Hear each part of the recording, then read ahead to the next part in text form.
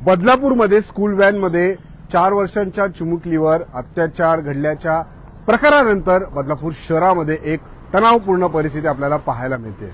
नमस्कार, Badlapur voice news मध्ये मी अमित सर्व प्रेक्षकांचं स्वागत करतो।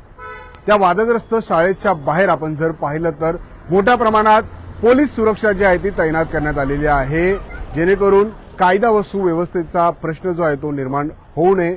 यापूर्वी जेव्हा अशीच घटना ऑगस्ट महिन्यामध्ये बदलापूर शहरामध्ये घडलेली, तेव्हा त्या शाळेची मोठ्या प्रमाणात तोडफोड संतप्त जमावाच्या माध्यमातून करण्यात आलेली आणि असाच अनुचित प्रकार पुन्हा घडू नये, त्याची पुनरावृत्ती होऊ नये यासाठी पोलीस प्रशासन असेल, संपूर्ण प्रशासकीय यंत्रणा असतील सज्ज असल्याचं आपल्याला पाहायला मिळतं। आणि सकाळपासूनच आपण जर पाहिलं तर त्या वादग्रस्त शाळेच्या बाहेर पोलीस आपल्याला तैनात असल्याचं पाहायला मिळतात आणि संपूर्ण परिसरामध्येही मोठ्या प्रमाणात पोलीस थांबलेले आपल्याला पाहायला मिळतात। खरं तर या घटनेनंतर शहरामध्ये असंतोष पसरलेला आहे, हळहळ व्यक्त करण्यात येते।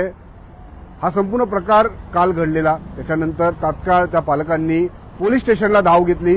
पोलिसांनीही क्षणाचाही विलंब न करता तात्काळ त्या आरोपीच्या मुसक्या आवळल्या। काल रात्री त्याला बदलापूरहून कल्याणला हलवण्यात आलं। संपूर्ण या प्रकाराचा कसून तपास पोलिसांच्या माध्यमातून करण्यात येतोय।